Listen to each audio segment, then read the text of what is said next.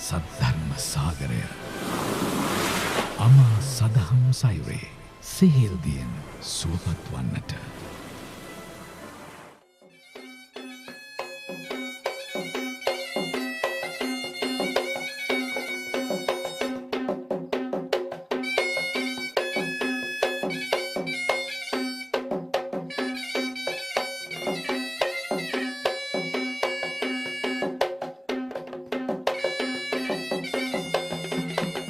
දරුවන් සතු සූවිසි මහා ගුණ බලයෙන් සුපින්වත් හැම දෙනාටම නිදුක් නිරෝගී සුව චිර ජීවනයේ වේවා. බෞද්ධයා ගුවන් විදුලියත් බෞද්ධයා රූපවාහිනියත් ඔස්සේ සෑම අඟහරුවාදා දිනක උදෑසන 8ට සාය දිනම රාත්‍රී 10ට විකාශය කරනු ලබන සද්ධර්ම සාගර සදහම් කතිකාව හා සමගයි පින්වත් හැම දෙනාම එකතුව සිටින්නේ. අද මේ උතුම් සදහම් කතිකාව සඳහා අනුශාසනා කරන්නට මේ සදහම් මණ්ඩපයට වැඩමවා වදාළේ බියගම කොට්ටුන්න කල්යාණි මාවතේ දමදස්සී බෞද්ධ මධ්‍යස්ථානාධීශවර ත්‍රිපිටකාචාර්ය සද්ධර්මාචාර්ය අවසරයි පූජනීය දොළොස්වල උදිතදිර ස්වාමීන් වහන්සේ බෞද්ධ ආමාත්‍යාලය වෙනුවෙන් පින්වත් හැම දෙනා වෙනුවෙන් මත් ඉතාම ගෞරවයෙන් නමස්කාර පූර්වකව පිළිගනු ලබනවා. අද දවසේ මේ උතුම් සදහම් කතිකාව සඳහා දායකත්වයේ දරනු ලබන්නේ W.A. චන්ද්‍රා පෙරේරා ආදරණීය බිරිඳ ඇතුළු දරු මුණුපුරන් විසින් 315 34 රණතිසර උයන රණාල නිවසේ පදිංචිව සිට අභව ප්‍රාප්ත වූ එච්.ඒ. පුණ්‍යසිරි දයාබර පියතුමන්ට ස්වයං පුරුෂයාණන්ට පුණ්‍යානුමෝදනා කිරීම මූලික අරමුණක් පිහිටුවා ගනිමින් මේ පින්කම සඳහා ධර්ම දානමය කුසලයේ සඳහා අද දවසේ දායකත්වයේ දරනු ලබනවා. සද්ධර්ම සාගර සදහම් කතිකාව මේ හෝරාවක කාලයක් පුරාවට අනුශාසනා කරන්නට අප සඳහා පින්වත් හැම දෙනා වෙනුවෙන්ම ධර්මානුශාසනාවන් සිදු කරන්නට ධර්ම කාරණාවන් පැහැදිලි කර දෙන්නට අපගේ පූජනීය ස්වාමින් වහන්සේට ඊටම ගෞරවයෙන් නමස්කාර පූර්වක ආරාධනා කොට සිටිනවා. සුපින්වත් ඔබ හැමට උතුම් තෙරුවන් සරණයි. සෑම දෙනාටම තෙරුවන් සතු සූවිසි මහා ගුණ බලයෙන් නිදුක් නිරෝගී සුව දීර්ඝායුෂ අභිවර්ධනය වෙත්වා කියලා පළමුවෙන්ම ආශිර්වාද කරනවා. වැඩසටහන මෙහෙයවන ගෞරවනීය විචිත්‍ර ධර්ම කතික දෙල්වල සරණසිරි ස්වාමීන්ද්‍රයන් වහන්සේගෙන් අවසරයි. අද මේ උදාර පින්කමේ දායකත්වය දරමින් කටයුතු කරන්නේ සම්මා සම්බුද්ධ ශාසනය කෙරෙහි ප්‍රසන්න සිත් ඇති බුදු සසුනේහි චිරජීවනය කැමැති සම්බුද්ධ ශාසනයටත් මහා සංගරුවනටත් ඊ타ත්ම සද්ධාවෙන් ගෞරවයෙන් යුතුව කටයුතු කරන සදැහැති සත්පුරුෂයන් පිරිසක්. 315 රණතිසර උයන රණාල ලිපිනයෙහි පදිංචිව සිට අභාව ප්‍රාප්ත වූ එච්.ඒ. පුණ්‍යසිරි මහත්මාණන්ට එවැගේම ආදරණීය ස්වාමි පුරුෂයාණන් වහන්සේට පුණ්‍යානුමෝදනා කිරීම පිණිස එතුමන්ගේ අභාවයෙන් දෙවර්ෂ පූර්ණයක් නිමිති කරගෙන මේ පින්කමේ දායකත්වයේ දරනු ලබන්නේ W.A. චන්ද්‍රා පෙරේරා මහත්මිය ප්‍රධාන දරු මුණුබුරන් විසින්. ඒ ආදරණීය පියතුමාට ඒ ආදරණීය ස්වාමි පුරුෂයාණන්ට ඒකාන්ත කොට මේ පින්පෙත් අත්පත් වේවා. එතුමන්ගේ පරලෝක ජීවිතය වාසනාවන්ත වේවා, සැප බහුල වේවා, සසර සුවපත් වේවා. අමා නිවන පිණිස මේ පින් හේතු වාසනා වේවා කියලා අපි සාදු කියලා ආශිර්වාද කරමු. ඊළඟට අද වැඩසටහන සද්ධර්ම සාගරය. බුදුරජාණන් වහන්සේ දේශනා කළ ධර්ම දේශනාවන් අතර ධම්මපදයට හිමි වෙන්නේ සුවිශේෂී වූ ස්ථානයක්. ක්‍රිස්තියානි ආගමිකයින්ට භක්තිකයින්ට බයිබලය යම්සේ උපකාර වෙනවද? ඒ වගේම ඉස්ලාම් භක්තිකයින්ට අල් කුරානය, හින්දු ජාතිකයන්ට භගවත් ගීතිකාව, ඒ වගේ තමයි බෞද්ධයන් අතර සම්භාවනීය ග්‍රන්ථය ධම්මපදය. එච්චර ප්‍රසිද්ධ ධර්ම ග්‍රන්ථයක් ඇත්තටම. ලෝකයේ භාෂා 40කට විතර පරිවර්තනය කරලා තියෙනවා මේ ධම්මපදයේ ගාථා සහ ඒවයේ විස්තර. ඉතින් ධම්මපදය ගැන ලංකාවේ ලියවෙලා තියෙන 20 වන සියවසේ ලියවෙලා තියෙන විචිත්‍රම ග්‍රන්ථය තමයි සහ විශිෂ්ටම ග්‍රන්ථය සද්ධර්ම සාගරය. පිටු 3500ක් විතර තියෙනවා සද්ධර්ම සාගරය. එච්චර ලොකු වෙන බණ පොතක් මෑත ඉතිහාසය තුල ඔය ත්‍රිපිටකය, අටුවාව, විසුද්ධි මාර්ගය, ටීකා ඒ වැරුණහම මෙච්චර විශාල තනි බණ පොතක් වෙන නැහැ. එච්චර ශ්‍රේෂ්ඨ බණ පොතක් සද්ධර්ම සාගරය. ඉතින් මේ සද්ධර්ම සාගරය ඇසුරෙන් තමයි මේ වැඩසටහන පවත්වන්නේ. අද අපිට નિયમિત වෙලා තියෙන්නේ සද්ධර්ම සාගරයේ අනුපිළිවෙලින් පුප්ප වර්ගය. ධම්මපදයේ වර්ග අතරින් පුප්ප වර්ගය කියලා කියන්නේ බොහෝම වටිනා කියන වර්ගයක්. පුප්ප කියන වචනය නම් දන්නවනේ. පුප්ප කියලා කියන්නේ මල් වලට.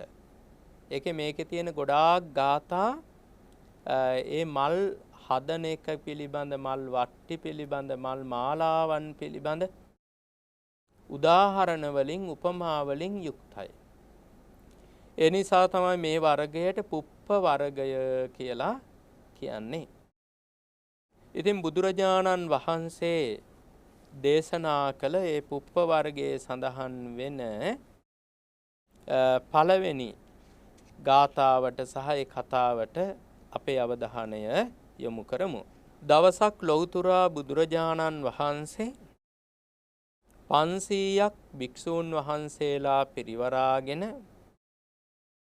චාරිකාවේ වැඩම කළා. ඉතින් චාරිකාව නිමාවට පත් කරලා දින ගණනාවක චාරිකාවක් නිමාවට පත් කරලා නැවත විහාරස්ථානයට වැඩම කළා. දවසක් සවස් කාලේ මේ භික්ෂූන් වහන්සේලා 500 උපස්ථාන ශාලාවට ඒකරාශි වෙලා ඉන්නවා. උපස්ථාන ශාලාව කියන්නේ ස්වාමින් වහන්සේලාට ගිලන්පස ආදිය ලබා ගන්න හදලා තියෙන ශාලාව. ඒකරාශි වෙලා ඉන්න මේ ස්වාමින් වහන්සේලා අර දීර්ඝ චාරිකාවේ හමු වුණ දේවල් පිළිබඳව සාකච්ඡා කරනවා. ඒ හමු වෙච්ච ලස්සන කඳු ගැට පිළිබඳව, ඒ වගේම දරුණු පල්ලන් පිළිබඳව, ඒ වගේම මඩ සහිත මාවත් පිළිබඳව, හොඳට හදලා තිබිච්ච පාරවල් පිළිබඳව කොහොම හරි කතා කරන්නේ පොළොව පිළිබඳව තමයි කෙටියෙන්ම කිව්වොත් කතා කරන්නේ. ඉතින් බුදුරජාණන් වහන්සේ මේ අතර උපස්ථාන ශාලාවට වැඩම කළා. වැඩම කරලා ඇහුවා, මහණෙනි, මා එන්නට පෙර කුමක් ගැනද කතා කරමින් හිටියේ? ස්වාමීනි, අපි දීර්ඝ චාරිකාවක් වැඩම කළානේ. ඒ චාරිකාවේ හමු වෙච්ච භූමියේ විෂමතාවයන් පිළිබඳව තමයි අපි සාකච්ඡා කරමින් හිටියේ කියලා මේ ස්වාමින් වහන්සේලා ප්‍රකාශ කළා. ඒ අවස්ථාවේ බුදුරජාණන් වහන්සේ දේශනා කරනවා, ඔබලා ඒ කතා කරලා තියෙන්නේ බාහිර පොළොව පිළිබඳව. ඉතින් බාහිර පොළොව පිළිබඳ කතා කරනවටත් වඩා හොඳයි ආධ්‍යාත්මික පොළොව පිළිබඳව කතා කරනවා නම්. ආධ්‍යාත්මික පොළොව කියලා කියන්නේ තමාගේ කියලා සම්මත මේ පඨවිය ගැන. මෙතෙන්දී පොළොව කියන වචනේ භාවිතා කළේ ශරීරයට. ඇත්තටම ශරීරය කියලා කිව්වත් අංග සම්පූර්ණ නෑ කියලා හිතන්න පුළුවන්. මුළු ජීවිතයටම තමයි පොළොව කියන වචනේ භාවිතා කරලා තියෙන්නේ මෙතෙන්දී. තමන්ගේ ජීවිතය ගැන කතා කරනවා නම් ඒක ගොඩක් වටිනවා කියලා තථාගතයන් වහන්සේ දේශනා කළා. එසේ දේශනා කළ උන්වහන්සේ ගාථා දෙකක් වදාලා. ඒ ගාථාවල කියනවා කෝ ඉමං පටවින් විචෙස්සති යමලෝකංච ඉමං සදේවකං කෝ ධම්මපදං සුදේසිතං කුසලෝ පුප්පමිව පචෙස්සති කියලා. ඒ ගාථාවෙන් බුදුරජාණන් වහන්සේ අහන්නේ ප්‍රශ්න කීපයක්. උන්වහන්සේ මේ ප්‍රශ්න කීපෙ මෙන්න මෙහෙම අහනවා. කෝ ඉමං පටවින් විචෙස්සති යමලෝකංච ඉමං සදේවකං. යමලෝකංච කියලා කියන්නේ යමලෝකයද. යමලෝකය කියන්නේ මෙතනදි සතර අපායටම කියන නමක්. ඉතින් යමලෝකයද සදේවකං දෙවියන් සහිත වූ මේ මනුස්ස ලෝකයද. දෙවියන් කිව්වහම බ්‍රහ්මයොත් අයිති වෙනවා. අපි බ්‍රහ්මයෝ කියන වචනේ විතරක් භාවිතා කළාට ධර්මයේදී බ්‍රහ්මයන්ටත් කියනවා බ්‍රහ්මකායිකානං දේවානං බ්‍රහ්මකායික දෙවියෝ. එහෙම ඒ නම ත්‍රිපිටකේ භාවිතා කරලා තියෙන එකක්. ඉතින් දෙවියන් සහිත වූ මේ මනුස්ස ලෝකයද කෝ විචෙස්සති. කෝ විචෙස්සති කියලා කියන්නේ තමන්ගේ නුවණින් දැනගනීද. බලන්න ආයෙමත් මේ ප්‍රශ්නය. යම ලෝකයද දෙව්ලොව සහිත මනුස්ස ලෝකයද කවුද තමන්ගෙම නුවණින් අවබෝධ කරගන්නේ. මෙයා පිළිබඳ අපි දන්න දේවල් දන්නේ තමන්ගේ නුවණින් නෙවෙයිනේ ඇත්තටම. අපි දන්න දේවල් දන්නේ අනුන්ගේ නුවණින් කියපු දේවල් අහලා, විද්‍යාවෙන් කියපු දේවල්, පොතපතෙන් කියපු දේවල්. ඒ ඔස්සේ ඒක රාශි කරගත්ත දැනුමක් තමයි අපිට තියෙන්නේ. නමුත් තමන්ගෙම නුවණින් මේ ටික අවබෝධ කරගන්නේ කවුද? ඊට පස්සේ ආයෙමත් තව ප්‍රශ්නයක් අහනවා. කෝ ධම්මපදං සුදේසිතං කුසලෝ පුප්පමිව පචෙස්සති. ඊළඟට කියනවා දක්ෂ මල් මාලා හදන කෙනෙක්. ඊටාම ලස්සනට පිළිවෙලට මල් රැස් කරනවා. ඒ මල් රැස් කරනකොට මල් කඩා ගන්නට ගියාම මල් ගහේ තියෙන මොට්ටු කඩන්නේ නැහැ. මොට්ටු කියන්නේ පිපිච්ච නැති ඒවා. ඒවා කඩා ගන්නෙ නැහැ. ඒ වගේම අවුවට පර වෙලා ගිය ඒවා නැත්තම් ඒ පිපිච්ච කාල ඉවර වෙලා පර වෙච්ච ඒවා කඩා ගන්නෙ නැහැ. සතුන් පෙති කාලා එහෙම තියෙන පෙති කෑලි කෑලි අඩු ඒවා එහෙම තියෙනවා. ඒවා කඩන්නෙත් නැහැ. ඉතින් මේ තැලිච්ච පොඩි වෙච්ච පර වෙච්ච මල් පැත්තකට දාලා හොඳ මල් ටික කඩාගෙන මල් රැස් කර ගන්නවා. මල් මාලා හදලා නැත්තම් මල් විකුණලා ජීවත් වෙන කෙනෙක් කියලා බුදුරජාණන් වහන්සේ දේශනා කළා. අන්න ඒ වගේ කෝ ධම්මපදං සුදේසිතං. මේ ධම්මපදය කවුද මනාකොට දේශනා කරන ලද ධම්මපද හරියට පෙළගස්වල අවබෝධ කරගන්නේ කවුද කියලා බුදුරජාණන් වහන්සේ ප්‍රශ්නයක් අහනවා.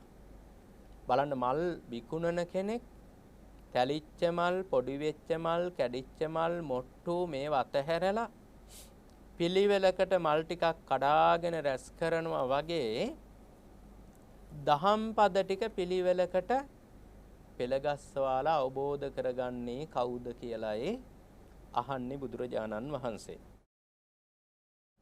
ඉතින් මේ ප්‍රශ්නය අහලා ඊළඟට තථාගතයන් වහන්සේ මේ ප්‍රශ්නයට පිළිතුරු ලබා දෙනවා. උන්වහන්සේමයි ප්‍රශ්නේ අහන්නේ. උන්වහන්සේම පිළිතුරු ලබා දෙනවා. සේකෝ පටවින් විචෙස්සති යමලෝකංච ඉමං සදේවකං සේකෝ ධම්මපදං සුදේසිතං කුසලෝ පුප්පමිව පචෙස්සති. උන්වහන්සේ වදාලා යමලෝකයද. යමලෝකය කියන්නේ සතර අපාය කියලා අපි සඳහන් කළානේ. ඊළඟට සදේවකන් දෙව්ලොව සහිත වූ මේ මනුස්ස ලෝකයද සේකෝ පඨවින් විචෙස්සති මේ සේක පුද්ගලයා තමන්ගේ නුවණින් අවබෝධ කරගන්නවා. සේක පුද්ගලයා කියලා කියන්නේ සේක කියලා කියන්නේ හික්මෙන තැනැත්තා කියන එකයි. තවත් විදිහකින් කිව්වොත් ආර්ය අෂ්ටාංගික මාර්ගය පුරුදු කරන කෙනාට, පුහුණු කරන කෙනාට, අනුගමනය කරන කෙනාට සේක කියලා කියනවා. ඉතින් සේක පුද්ගලයෝ 7 දෙනෙක් ඉන්නවා. පළවෙනි කෙනා සෝතාපට්ටි මාර්ගයේ ගමන් කරන කෙනා. ඊළඟට සෝතාපට්ටි ඵලයටපත් වූ කෙනා. සකදාගාමි මාර්ගයේ ගමන් කරන කෙනා, සකදාගාමි ඵලයටපත් වූ කෙනා. අනාගාමි මාර්ගයේ ගමන් කරන කෙනා, අනාගාමි ඵලයටපත් වූ කෙනා. ඊළඟට අරිහත් මාර්ගයේ ගමන් කරන කෙනා. හැබැයි රහතන් වහන්සේ නෑ. මොකද රහතන් වහන්සේ සේක නෙමෙයි. සේක කියන්නේ හික්මෙන කෙනානේ, පුහුණු වෙන කෙනා, පුරුදු වෙන කෙනානේ. උන්වහන්සේ සේක නෙමෙයි, අසේක. අසේක කියන්නේ හික්මීම අවසන් කළ කෙනා උන්වහන්සේ. ඉතින් ඒක නිසා රහතන් වහන්සේ හැර අනික් කාර්ය පුද්ගලයෝ 7 දෙනාට කියනවා සේක කියලා. මේ සේක පුද්ගලයා තමයි මෙන්න මේ ටික මේ ආත්ම භාවය සහිත, දෙව්ලොව සහිත, අර යමලෝක සහිත මේවා තමන්ගෙම නුවණින් අවබෝධ කරගන්නේ කියලා තථාගතයන් වහන්සේ දේශනා කළා. බලන්න ඒක සත්‍යක්මනේ ඇත්තටම. මේ ලෝකේ විද්‍යාඥයන් අවබෝධ කරගත්තොත් මේවා ගැන අවබෝධ කරගන්නේ තමන් හදපු උපකරණයක පිහිටකින් ඇත්තටම. එයාලා තමන්ගේ හිත දියුණු කළා පරමාණු දකින්න පුළුවන් කමක් ලැබුණේ නෑනේ. එයාලට උපකරණයක් දියුණු කළා තමයි ඒක ඔස්සේ හැම දෙයක්ම දකින්න පුළුවන්කම ලැබුණේ. දැන් වෛරස් එකක් වුණත් දකින්න පුළුවන්කම ලැබිලා තියෙන උපකරණයක් දියුණු කරලා ඒක ඔස්සේනේ ඇත්තටම. නමුත් මේ සේක පුද්ගලයා තමන්ගෙම නුවණ දියුණු කළා මේ තමන්ගේ ජීවිතයත් ඒ වගේම සතර අපාය ගැනත්, දිව්‍ය ලෝක ගැනත්, බ්‍රහ්ම ලෝක ගැනත් අවබෝධ කරගන්නවා. ඊළඟට අර දක්ෂ මල් මාලා හදන කෙනෙක් අර මල් ටික පිළිවෙලට එක්රැස් කරගන්නවා වගේ සේක පුද්ගලයා ධම්මපද ටික එකතු කරගන්නවා ජීවිතයට. ධම්මපද කියලා කියන්නේ මෙතෙන්දී බෝධිපාක්ෂික ධර්ම 37ට. ඒ තමයි මේ ගාථාවේ සරල අර්ථය. ඊළඟට මේකේ විස්තර සඳහන් කරලා තියෙනවා. මේක කියනවානේ කෝ ඉමං පඨවින් විචෙස්සති. කවුද මේ පඨවිය? මේ පඨවිය කියන්නේ මම මුලින්මත් කිව්වනේ. තමන්ගේ ජීවිතය. නැත්තම් තමන්ගේ ශරීරය. ශරීරය විතරක්ම ගත්තහම මදි, මුළු ජීවිතයම ආත්ම භාවයම කවුද අවබෝධ කරගන්නේ කියලා සඳහන් කළා. මෙතෙන්දී ආත්ම භාවය කිව්වහම ශරීරයට සම්බන්ධ මේ පඨවි ධාතුව ඇරුණහම පංච උපාදානස්කන්ධයම මෙහිදී ආත්ම භාවය කියන වචනයෙන් සඳහන් වෙලා තියෙනවා. ඉතින් මේ ආත්ම භාවය ඇති සැටියෙන් අවබෝධ කරගන්න නම්, ඇති සැටියෙන් කියන එකට අපි තව වචනයක් කරන යථාර්ථය කියලා. ඇත්ත ඇති සැටියෙන් අවබෝධ කරගන්නට නම් ක්‍රම කීපයක් තියෙනවා. නුවණින් විමසන්න පුළුවන් ක්‍රම කීපයක් තියෙනවා. පළවෙනි ක්‍රමය තමයි චතු ධාතු වවත්තාන. චතු ධාතු වවත්තාන කියලා කියන්නේ පඨවි ආපෝ තේජෝ වායෝ කියන සතර මහා ධාතු පිළිබඳව අනිත්‍ය දුක්ඛ අනාත්ම වශයෙන් නුවණින් විමසීම. තවත් විදිහකින් කිව්වොත් ධාතු මනසිකාර භාවනාව. ඔන්න මේ ජීවිතය අවබෝධ කරගන්න තියෙන එක ක්‍රමයක්. ඒ ක්‍රමේ තමයි ධාතු මනසිකාර භාවනාව වැඩිම. ඊළඟට උන්වහන්සේ දේශනා කරනවා ජීවිතය අවබෝධ කරගන්න තියෙන දෙවැනි ක්‍රමය. ඒකට කියනවා අට්ඨාරස ධාතු. අට්ඨාරස ධාතු කියලා කියන්නේ ධාතු තියෙනවා 18ක්. ඉස්සලා මේ ධාතු කියන්නේ මොනවාද කියලා තේරුම් ගන්නට ඕනිනේ. ධාතු කියන වචනයට තේරුම් කීපයක් තියෙනවා. තථාගතයන් වහන්සේගේ ශරීරයේ කොටස් වලටත් අපි ධාතු කියලා කියනවානේ. රහතන් වහන්සේලාගේ ශරීර කොටස් වලටත් කියනවානේ. ඒ ධාතු කියන්නේ පූජනීයත්වය දරනවා කියන අදහසින්. නැත්නම් ගෞරවණීයයි පූජනීයයි කියන අදහසින් තමයි ඒ වස්තුන් වහන්සේලාට ධාතුන් වහන්සේලා කියලා කියන්නේ. ඊට අමතරව තව ධාතු කියන වචනයට තව තේරුමක් තියෙනවා. ඒ තමයි ශූන්‍යයි කියන තේරුම. ශූන්‍යයි කියන්නේ හිස් කියන තේරුම. තවත් කෙටියෙන් කිව්වොත් සත්වයක් නැහැ. පුද්ගලයෙක් නැහැ. ආත්මයක් නැහැ. මම කියලා කෙනෙක් නැහැ. මෙන්න මේ සත්ව පුද්ගල ආත්ම මම කියන මේවයින් තොර වූ යමක් ලෝකේ තියෙනවා නම් ඒ දෙයටත් බුදුදහමේ කියනවා ධාතු කියන වචනය. සත්ව පුද්ගල ආත්ම නොවන දෙය කියන එකයි. උදාහරණයක් කිව්වොත් එක ඇස. බලන්න ඇහැ කියලා කියන්නේ සත්වයක් නෙවෙයි. ඇහැ කියන්නේ මේ අපේ ජීවිතේක කොටසක් නේ. ඒක වෙනම සත්වයක් නෙවෙයිනේ. ඇහැ කියන්නේ පුද්ගලයෙක් නෙවෙයි. ඇහැ කියන්නේ ආත්මයක් නෙවෙයි. ඇහැ කියන්නේ ඇත්තටම මම නෙවෙයිනේ. ඇහැට මම කියලා අපි කියන්නේ නැහැ. අන්න ඒ නිසා ඇහැට කියනවා ධාතුවක් කියලා. ධාතුවක් කියන්නේ සත්වයක් පුද්ගලයෙක් ආත්මයක් නොවන දෙයක්. ඊළඟට ඇහැට පේන රූප ටික. බලන්න ඇහැට පේන හැම රූපයක්ම සත්වයක් නෙවෙයි. දැන් කෙනෙකුට හිතෙන්න පුළුවන් මිනිස්සෙක් දැක්කොත් එහෙම ඇහෙන්. මිනිස්සයා සත්වයක් නේ කියලා. සාමාන්‍ය සම්මතයට අනුව මිනිස්සයා සත්වයක් තමයි සම්මුතියට අනුව. නමුත් ඇහැට පෙනෙනකොට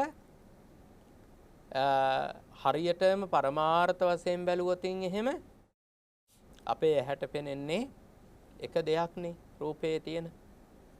ඒ තමයි වර්ණය සහ සටහන. ඕනිම දෙයක තියෙන පාටනේ අපේ ඇහැට පෙනෙන්නේ. පාටින්නේ අපි හඳුනගන්නේ. ඊළඟට ඒකේ හැඩය අපිට පෙනෙනවා. සටහන. ඉතින් මේ වර්ණ සටහන් දෙක කියන්නේ සත්වයක් නෙමෙයි.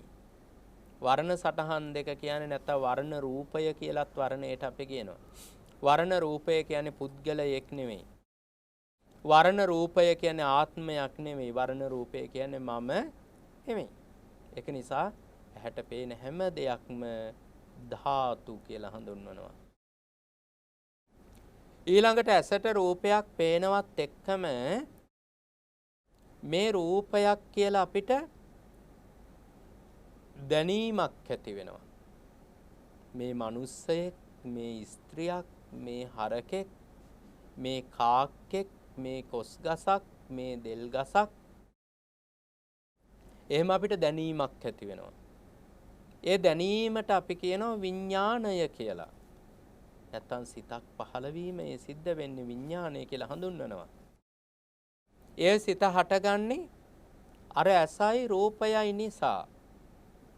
චක්කුංච පටිච්ච රූපේච uppajjati චක්කු විඥානං කියලා කියනවනේ. අසත් රූපයත් නිසා චක්කු විඥානය උපදී. එහෙනම් මේ රූපය දැනගන්නේ සිතක් ඉපදීමෙන්. සිතකින් තමයි මේ විඥාණයෙන් තමයි දැනගන්නේ. අන්නේ විඥාණය ගත්තාම මේ රූපය දැනගන්න සිත ගත්තාම ඒ සිත සත්වයක් නෙවෙයි, පුද්ගලයෙක් නෙවෙයි, ආත්මයක් නෙවෙයි. ඒක නිසා චක්කු විඥාණයට කියනවා චක්කු විඥාන ධාතු. ඔන්න ධාතු තුනක්. ඇසට කියනවා චක්කු ධාතු, රූපවලට කියනවා රූප ධාතු, ඇසත් රූපයත් නිසා හටගන්න සිතට කියනවා චක්කු විඥාන ධාතු. ඔය වගේම කන ධාතුවක්, කනට ඇසෙන ශබ්ද ධාතුවක්, කනින් ශබ්ද දැන ගැනීම සෝත විඥානයේ ධාතුවක්.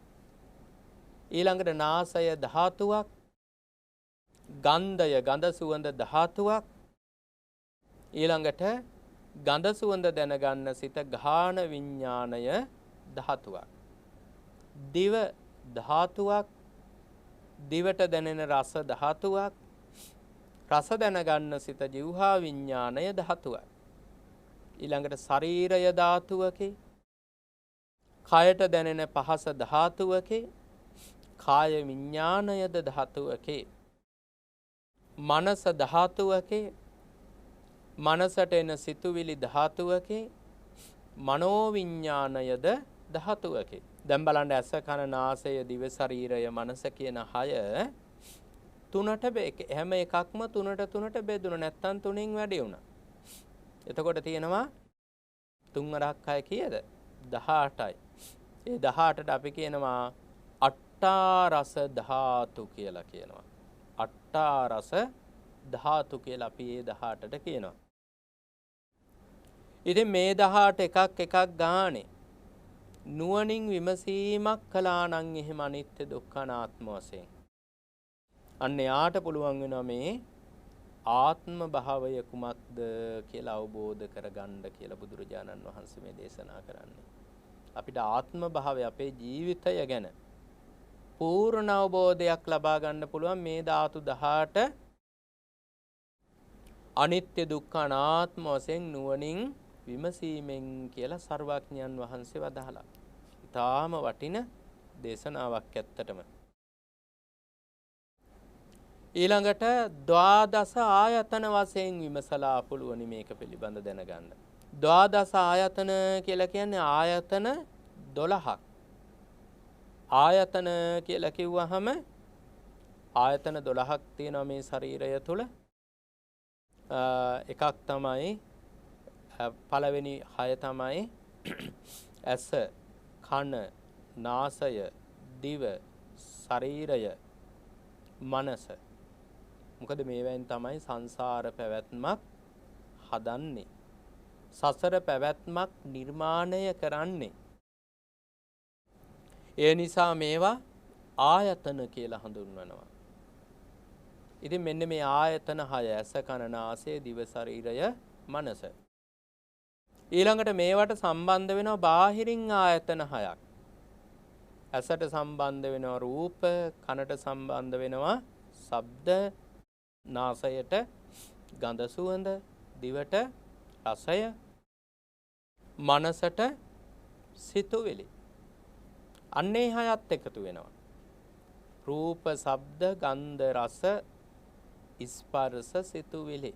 සිතුවිලි වලට ධම්ම කියන වචනේ පාලියෙන් භාවිතා කරලා තියෙනවා. ඉතින් ඒ 6ත් එකතු වුණාම අර පළවෙනි ඇස, කන, නාසය, දිව, ශරීරය, මනසයි මේ ටිකට කියනවා 12යි. එතකොට ආයතන 12යි.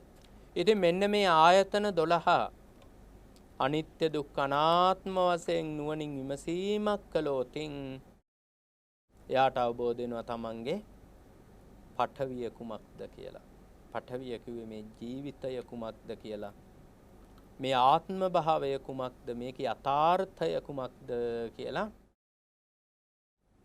ඒතනත්තාට අවබෝධ වෙනවා කියලා තථාගතයන් වහන්සේ දේශනා කරන්නට යෙදුණා. ඒ දේශනා කරන්නට යෙදුණා කියන්නේ ගාථා විස්තර කරන අට කතාවේ තමයි මේක සඳහන් වෙන්නේ. නමුත් අට කතාව හැටියට සලකන්නේ බුදුරජාණන් වහන්සේගේ දීර්ඝ විස්තරයනේ සාමුක්ඛංශික දේශනාවනේ. ඒක නිසා මේවා බුදුරජාණන් වහන්සේ දේශනා කළා කියලා කීමෙන් වරදක් වෙන්නේ නැහැ. ඊළඟට උන්වහන්සේ තවදුරටත් දේශනා කරන්නට යෙදුණා යම් කෙනෙක් පංච උපාදානස්කන්ධය අවබෝධ කරගන්නවා.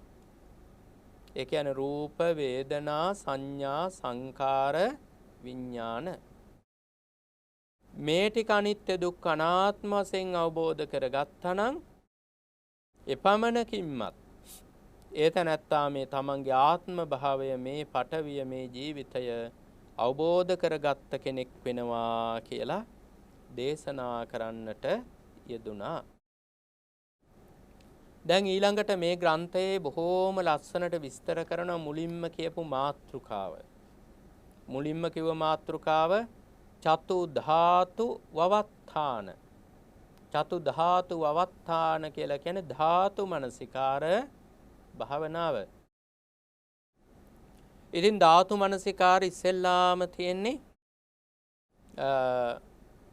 ධාතු මනසිකාර ඉස්සෙල්ලාම තියෙන්නේ කුමක්ද කියලා අපි බලමු. ඉස්සෙල්ලාම තියෙනවා පඨවි ධාතුව. පඨවි ධාතුව ඉස්සෙල්ලාම ධාතු මනසිකාරයේ සඳහන් වෙලා තිබෙනවා. ඉතින් මේ පඨවි ධාතුව ගත්තහම පඨවි ධාතුව අයිති වෙන්නේ රූපය කියන කොටසට.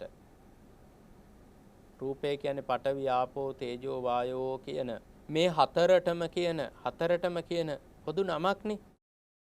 ඉතින් ඒක නිසා මේ සතර මහා ධාතු විස්තර කරන්නට පෙර රූපය කියන්නේ කුමක්ද කියලා විස්තර කර සිටීම වටිනවා. ඒක නිසා මේ ග්‍රන්ථෙත් අනුගමනය කරලා තියෙන ක්‍රමය.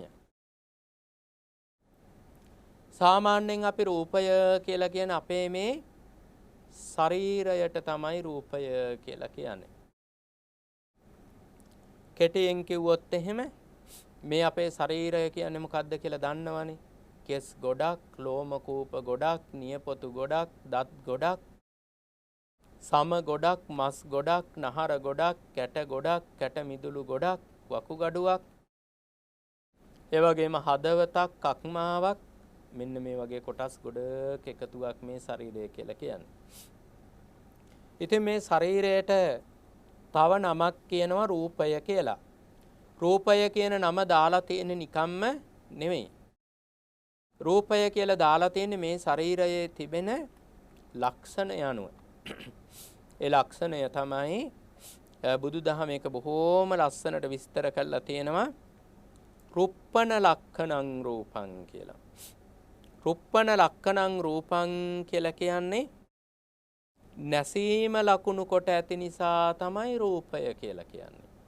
නැසීම ලකුණු කොට ඇති නිසා රූපය කියලා කියනවා. නැසීම කියලා කියන්නේ කුප්පන කියලා කියන. කුප්පන කියන්නේ කිපෙනවා. දැන් බලන්න එක විදිහකට තියෙන්නේ නැහැනේ කිපෙනවානේ. උෂ්ණත්වය නිසා කිපීමටපත් වෙලා දාඩිය ඇති වෙනවා, වේලෙනවා, තොලකට වේලෙනවා ඔය වගේ. දැන් සීතල වෙනකොට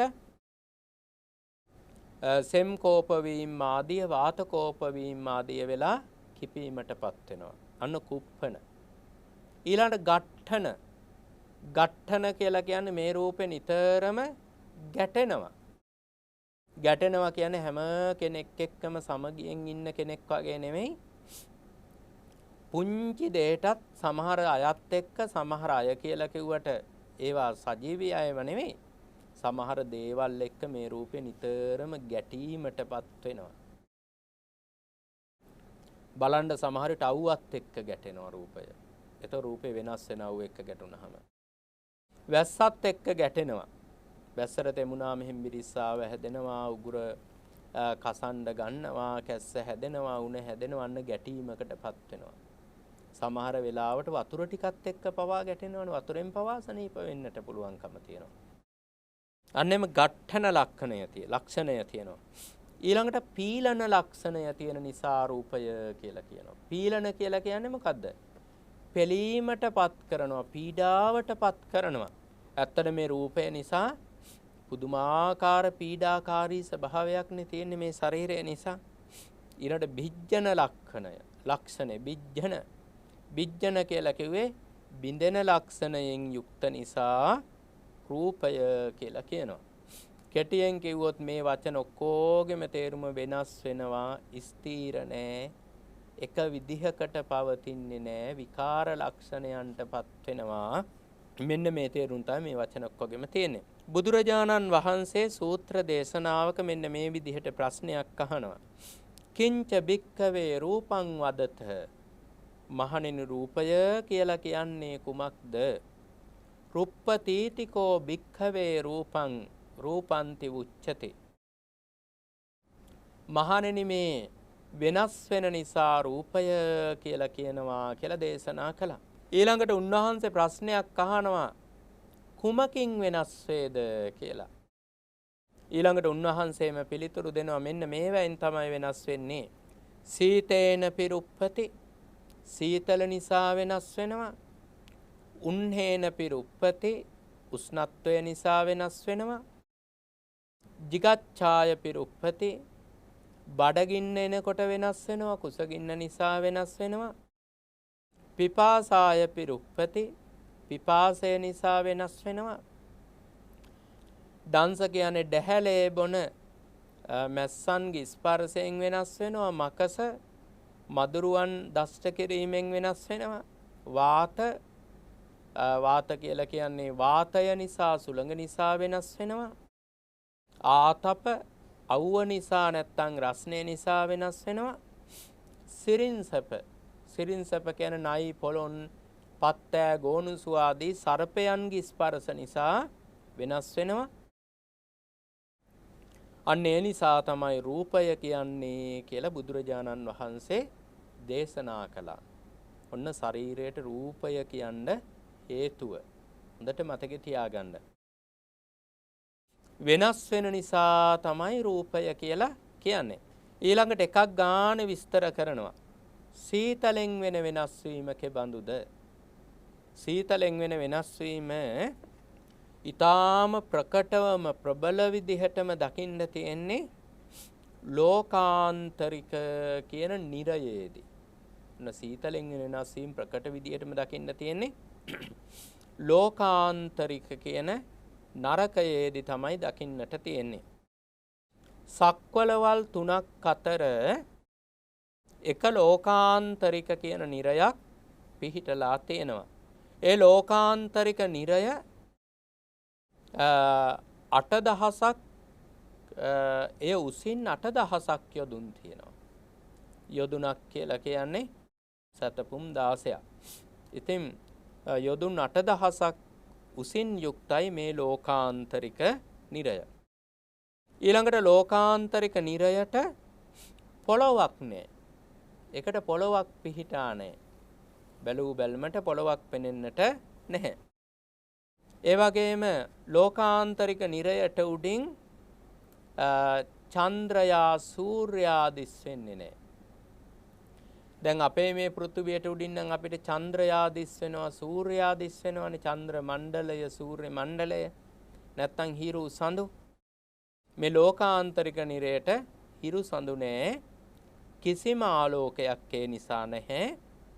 හැම කාලයකම ලෝකාන්තරික නිරය ඝන අන්ධකාරයෙන් යුක්තයි.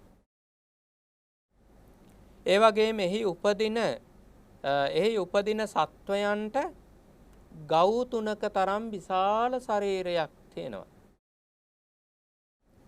ගව් 3ක් කිව්වහම පුදුම හිතෙන්න පුළුවන්.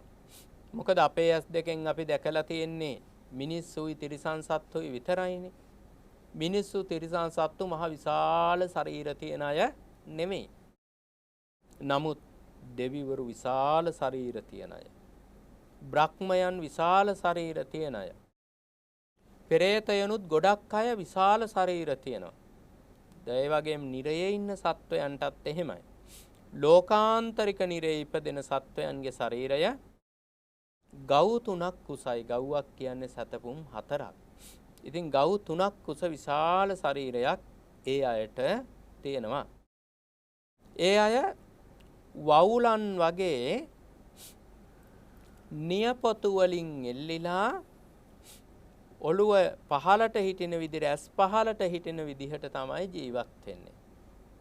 ඒ කියන්නේ උඩ වවුල වගේ එල්ලිලා ඉන්න සත්වෝ පිරිසක්. හැබැයි කරුවලේ එල්ලිලා ඉන්නේ. වවුලොත් එල්ලිලා ඉන්නේ කරුවල තියෙන තැන් වලත් ඉන්නවා. නමුත් ඔවුන්ට කරුවලට ඇස් පෙනෙනවනේ. ඉතින් මේ සත්වයනුත් කොහොම හරි මේ වවුලන් වගේ එල්ලිලා ඉන්නේ. බැරි වෙලාවත් අර නියපොතු එහෙට මෙහෙට වෙලා අතෑරීමක් වුණොත් එහෙම සමහර විට වවුලොත් හිටපු ගමන් බැරි වෙලා අතෑරෙන්න පුළුවන්. අතෑරීමක් වුණොත් එහෙම ඒ නිරේ ඉන්න අනික් සත්වයෝ හිතනවා ඔන්න අපිට හොඳ ආහාරයක් ලැබුණා, කෑමක් ලැබුණා කියලා. කෑමක් ලැබුණා කියලා ඒ අය එයාලව අල්ලගෙන කනවා මේ වැටෙන කෙනාව. අනික් සත්වයෝ ආහාර කරගන්නේ ඒකෙම අර වැටෙන සත්වයන් තමයි. ඊට පස්සේ ඔහු ඒ අය දැහැගෙන කණ්ඩ උත්සාහ කරනවා. ඊළඟට හුළඟ හමන වෙලාවට එයාගේ අර වැටුණට පස්සේ හුළඟ හමන වෙලාවට ශරීරේ කොටස් ගැලවෙලා විසි වෙනවා. අත් පා ආදිය ගැලවෙලා විසි වෙනවා. ඉතින් සම්මස් නහර ඇට ආදිය ගැලවෙලා විසි වෙනවා. බැරි වෙලාවත් එයාලා එහෙම කෑලිත් ගැලවෙන්නේ නැතුව කෙලින්ම වැටුණොත් එහෙම ඊළඟට වැටෙන්නේ ඊටාම තද සීතලක් තියෙන ජලයක් අඩියේ තියෙන්නේ. ඒකයි අර පොළොවක් නෑ කියලා කිව්වේ. අඩියට තියෙන වතුරක් ඒකේ, පොළොවක් නෙමෙයි. ඉතින් ජලයට වැටෙන්නේ. ඒ ජලය කොච්චර සීතලද කිව්වොත් තෙලට තද හොඳට රත් වෙලා උතුරලා තියෙන තෙල් එකකට යමක් දැම්මා වගේ මේ ජලයට අධික සීතල නිසා මේකට දැම්මට පස්සේ ඇකිලිලා යනවා. පෙන ගොඩක් වගේ වෙලා යනවා යාගේ. ඇකිලීමටත් අර පෙන ගොඩක් මතුණා වගේ කරවීමක් වගේ දෙයක්ුත් වෙනවා කියලා. බණ්ඩ අධික සීතකරණේ අධි සීතකේ දාලා තිබ්බත් තෙලවලු එක කර වෙලා වේලිලා යනවනේ. ඒක තියෙන ජලය උරාගෙන පැත්තකට ගිහිල්ලා අන්න ඒ වගේ මට්ටමටපත් වෙනවා කියලා දේශනා කළා. අන්න ඒක නිසා එච්චර තද සීතලෙන් වෙනස් වීම ලෝකාන්තරික නරකේ තියෙනවා. ඊට අමතරව ඔය උත්තරද්‍රවය හිම වැටෙන කඳුකර ආදියේ සීතලෙන් රූපේ වෙනස් වීම ප්‍රකටව තියෙනවා. එච්චර ප්‍රකටව නැති වුණත් අපේ ශරීරය තුල සීතලෙන් වෙනස් වීම සිදු වෙන බව අපි කාටත් ප්‍රත්‍යක්ෂයි. ඉතින් ඊතුරු විස්තර ටික අපි ලබන වැඩසටහනේදී දේශනා කරන්නට, පැහැදිලි කරන්නට බලාපොරොත්තු වෙනවා. අනිත්‍ය, දුක්ඛ, අනාත්ම කියන තිලකුණ මූලික කොටගත් විදසුන් වැඩිීමේ මඟ එලිපෙහෙලි කරනු ලබන සද්ධර්ම සාගර සදහම් කතිකාවෙහි අද දවසේ මේ හෝරාවට නියමිත ධර්මානුශාසනාව සඳහායි අපේ පින්වත් හැම දෙනාම එකතු වෙලා සිටියේ. සෑම මාසකම සෑම සතියකම අඟහරුවාදා දින උදෑසන 8ට බෞද්ධ රූප වාහිනිය ඔස්සේත් එදිනම රාත්‍රී 10ට බෞද්ධ ගුවන් විදුලිය ඔස්සේත් පින්වත් හැම දිනාටම මේ සදහම් කතිකාව හා සම්බන්ධව සිටින්නට, මේ සද්ධර්ම දේශනාව ශ්‍රවණය කරන්නට, මේ ධර්ම කාරණාවන් ඉගෙන කියා ගන්නට හැකියාව ලැබෙනවා. අද දවසේ මේ උතුම් සදහම් කතිකාව සඳහා වැඩමවා වදාලේ බියගම කොට්ටුන්න කල්යාණි මාවතේ දමදස්සී බෞද්ධ මධ්‍යස්ථානාධීශ්වර ත්‍රිපිටකාචාර්ය සද්ධර්මාචාර්ය අවසරයි පූජනීය දොළොස්වල උදිත දීර ස්වාමින් වහන්සේ. උන්වහන්සේ හටත් මේ උතුම් ධර්ම දානමය කුසලය අප අනුමෝදන් කරමු. ශාසනික කටයුතු ਸਰව ප්‍රකාරයෙන්ම සාර්ථක කරගන්නට අවැසි කායික මානසික ශක්තිය, ධෛර්යය, නිදුක නිරෝගී භාවය චිරජීවනයේ වේවා කියන ප්‍රාර්ථනා ඇතිව අපි පුණ්‍ය අනුමෝදනාවන් සිදු කරමු. ඒ වගේම අද දවසේ මේ උතුම් ධර්ම දානමය පින්කම සඳහා දායකත්වයේ දනු ලබන්නේ W.A. චන්ද්‍රා පෙරේරා ආදරණීය බිරිඳ ඇතුළු දරු මුණුපුරන් විසින් 315 34 රණතිසර උයන රණාල නිවසේ පදිංචිව සිට අභව ප්‍රාප්ත වූ එච්.ඒ. පුණ්‍යසිරි දයාබර පියතුමන්ට ස්වයං පුරුෂයාණන්ට පුණ්‍යානුමෝදනා කිරීම මූලික අරමුණක්ව පිහිටුවා ගනිමින් මේ පින්කම සඳහා ධර්ම දානමය කුසලය සඳහා අද දවසේ දායකත්වයේ දනු ලබන ඒ පින්වත් හැම දෙනාටම පුණ්‍යානුමෝදනා කරන්නට, සුජීවත්ව වාසය කරන හැම දෙනාටම ආශිර්වාද කරන්නට අපගේ පූජනීය ස්වාමින් වහන්සේට පින්වත් හැම දෙනා වෙනුවෙන්ම තාම ගෞරවයෙන් নমස්කාර පූර්වක ආරාධනා කොට සිටිනවා. සුපින්වත් ඔබ හැමට උතුම් තෙරුවන් සරණයි. නිදුක් නිරෝගී සුව චිරජීවනයේ වේවා. අද ඊ타ත්ම සද්ධාවෙන්, ඊ타ත්ම ගෞරවයෙන් මේ උදාර පින්කමේ දායකත්වය දරමින් කටයුතු කරන්නට යෙදුනේ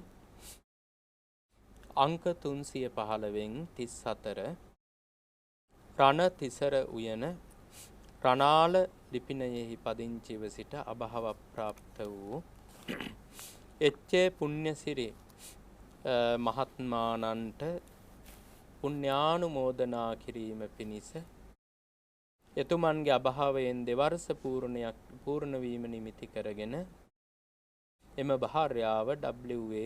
චන්ද්‍රා පෙරේරා මහත්මිය සහ දූ දරුවන් මුණුබුරු මිනිබිරියන් මේ උදාර පින්කමේ දායකත්වය දරමින් කටයුතු කරනවා. අභාව ප්‍රාප්ත ඥාතීන්ට පින් අනුමෝදන් කරනවා. වසර 2කට පෙර අභාව ප්‍රාප්ත වූ එච්.ඒ. පුණ්‍යසිරි මහත්මානන්ට වසර 2කට පෙර අභාව ප්‍රාප්ත එච්.ඒ. කුසුමාවතී නැගණියට පරලෝ සැපත් දෙපාර්ශවයේම දෙමව්පියන්ට සහ ඥාතීන්ට වසර 15කට පෙර අභාව ප්‍රාප්ත වූ W.A. කරුණා පෙරේරා සොහොයුරියට වසර 5කට පෙර අභාව ප්‍රාප්ත වූ අතුරුගිරියේ නිමාලිකා හේමාලී දියණියට පින් අනුමෝදන් කරනවා. ඒ වගේම අපවත් වී වදාළ අති ගෞරවනීය දරණාගම කුසල ධම්ම නායක ස්වාමීන්ද්‍රයන් වහන්සේටත් පින් දෙනවා. ඒ හැම දිනාටම මේ පින් පෙත් අත්පත් වේවා. එයාගේ පරලෝක ජීවිත වාසනාවන්ත වේවා, සැප බහුල වේවා. සංසාර ගමන සුවපත් වේවා, සසර දුකින් අත් මිදේවා. ලෝකෝත්තර අජරාම රමා මහ නිවනින් සැනසීම ලබත්වා කියලා සාදු කියලා ප්‍රාර්ථනා කරමු.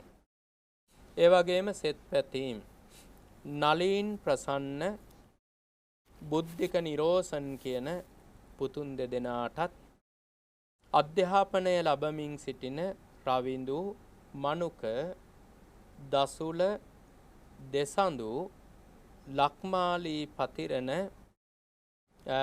දෙසඳු කියන මේ මුණුබුරන්ටත් ඒ වගේම ලක්මාලී පතිරණ මනෝරි එදිරිසිංහ කියන ලේලියන්ටත් රෝගාතුරුව ප්‍රතිකාර ලබමින් සිටින සිරියාවතී සහෝදරියටත්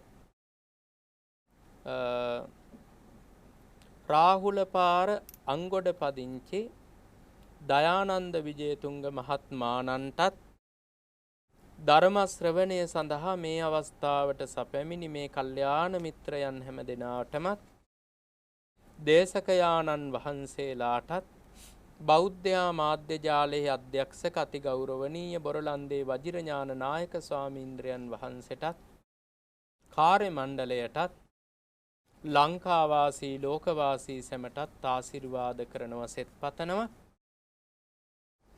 ඒ හැමදෙනාම මේ පින් බලෙන් තෙරුවන් ගුණ බලයෙන් නිදුක් වෙත්වා, නිරෝග වෙත්වා, සුවපත් වෙත්වා, දීර්ඝායුෂ ලබත්වා. ආයුෂයෙන්, ශරීර වර්ණයෙන්, නිරෝගී සැපයෙන්, කායික බලයෙන්, ප්‍රඥාවෙන් වැඩෙත්වා. ගුණයෙන්, නුවණින්, යසයිසුරින්, සැප සම්පතින්, ධන දහාන්නෙන් වැඩෙත්වා. අපල උපද්‍රව සතුරු කරදර මාරක බාධක නවග්‍රහ දෝෂ ඇස්වහ කටවහ දෝෂ පුරාණ කර්ම විපාක හිරුදුටු ගණ දුරක්සෙයින් විහත විද්වංසනය වේවා. ඒ වගේම තබන පියවරක් පාසා, ගන්න හෙළන හුස්ම රැල්ලක් පාසා, කරන ක්‍රියාවක් පාසා, ගෙවෙන මොහොතක් පාසා තෙරුවන්ගේ අසීමිත ආශිර්වාදයේ රැකවරණ ආරක්ෂාව සැලසේවා. මේ ජීවිතයේ මේ බුද්ධ ශාසනයේ තව තව දන් දෙමින්, සිල් රැකෙමින්, සමත විදසුන් භාවනා වඩමින්, පින් දෙමින්, පින් අනුමෝදන් වෙමින්, වතපිළිවෙතේ යෙදෙමින්, ගුණපිළිවෙත් පුරමින් නිවන් මඟ ගමන් කරන්නට ලැබේවා.